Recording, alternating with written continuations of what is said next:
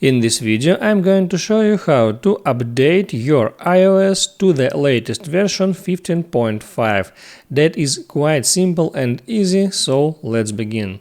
And first you need to open up your settings and here scroll down a little and there select General, and on that screen select Software Update.